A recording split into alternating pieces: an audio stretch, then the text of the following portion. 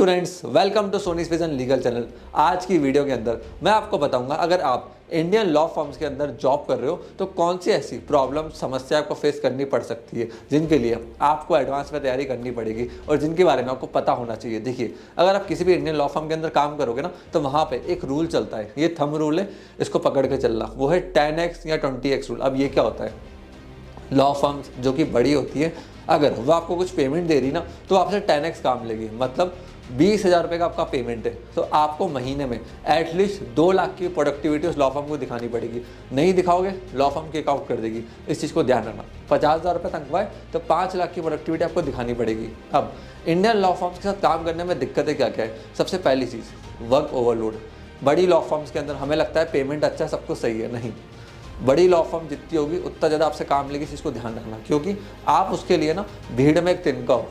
उनके पास लाखों लोग हैं जो अप्लाई करते हैं, इस चीज़ का ध्यान रखना।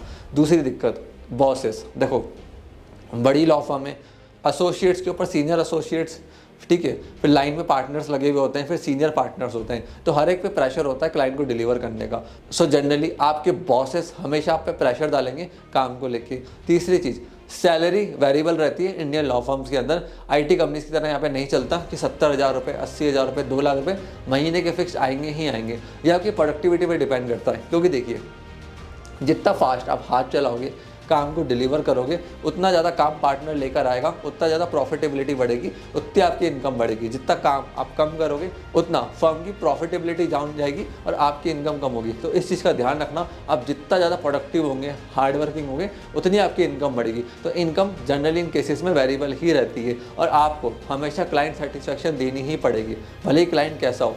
क्लाइंट सेटिस्फैक्शन नहीं दे पाए, क्लाइंट स्विच मारेगा, लॉ फर्म आपको किक आउट कर देगा। इस चीज़ का ध्यान रखना। क्लाइंट सेटिस्फैक्शन के लिए लॉ फर्म आप पे प्रेशर डाल सकता है, रात को 1 बजे 2 बजे तक भी काम को करना पड़ सकता है। और आपको हमेशा अपने सीनियर्स को हैप्पी रखना है, क्योंकि आपके सीनियर्स जितना हैप्पी रहेंगे उतना वो फास्ट आपका प्रमोशन करेंगे, पे आउट बनाएंगे। और देखिए, जनरली बड़ी लॉ फर्म्स, आनंद एंड आनंद जैसी फर्म्स बिग सिटीज़ के अंदर होती है, मुंबई, बेंगलोर, दिल्ली, पुणे, कोलकाता। अब बड़ी सिटीज़ के अंदर सर्वाइवल सबसे मुश्किल होता है, रेंट, कॉस्टिंग बहुत महंगा पड़ता है, प्लस आपको एक दिन में 16 से 18 घंटे वर्क करना पड़ेगा, क्योंकि उन सिटीज़ में ट्रैवलिंग भी होती है, काम भी होता है, वर्क ओवरलोड भी होता है। तो उस हिसाब से खुद को तैयार करना। अब मनी फ्लो कैसे होता है, पैसा किसको ज़्यादा मिलता है? देखो, जो पार्टनर्स डील की स्ट्रक्चर दिया करते हैं, मतलब पार्टनर्स भी 2 कैटेगरी में होते हैं। सीनियर पार्टनर तो डील लेकर आएगा, उसके नीचे वाला बंदा डील की स्ट्रक्चर बनाएगा।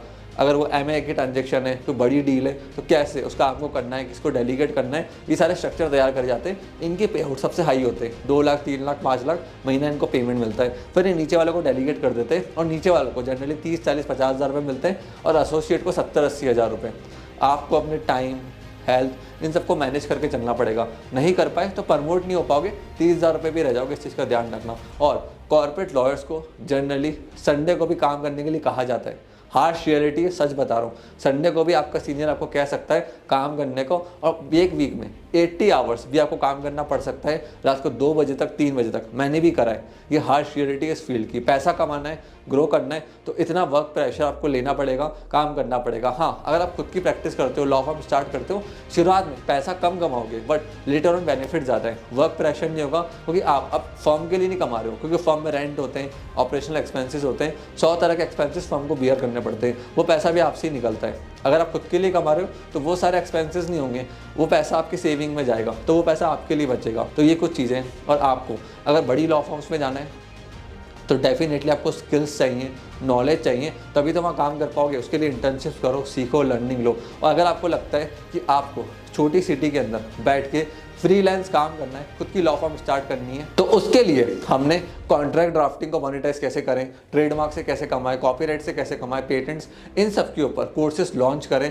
कोर्सेज का लिंक हमने डिस्क्रिप्शन के अंदर डाला है, जहां से आप जाके चेकआउट कर सकते हो सारे कोर्सेज को। अगर आपको और इन्फॉर्मेशन चाहिए तो इस नंबर पर कॉल कर सकते हो। प्लस हम भी हमारी लॉ फर्म के लिए हायरिंग कर रहे हैं, तेजी से ग्रो कर रहे हैं, तो आप हमें अपना CV, कवर लेटर इस ईमेल आईडी के ऊपर शेयर कर सकते हो, अगर आप भी ग्रो करना चाहते हो, लर्न करना चाहते हो। स्टूडेंट्स, अगर आपको डायरेक्टली मेरे से क्वेश्चन पूछने तो मेरे लिंक्डइन आईडी पे आप मैसेज कर सकते हो, या फिर इंस्टाग्राम के ऊपर जाके मेरे को DM कर सकते हो। इन 2 प्लेटफॉर्म्स के ऊपर मैं सबसे ज़्यादा एक्टिव रहता हूँ। सो स्टूडेंट्स, आपने इस वीडियो को यहाँ तक देखा, हमको इतना प्यार सपोर्ट दिया, उसके लिए धन्यवाद।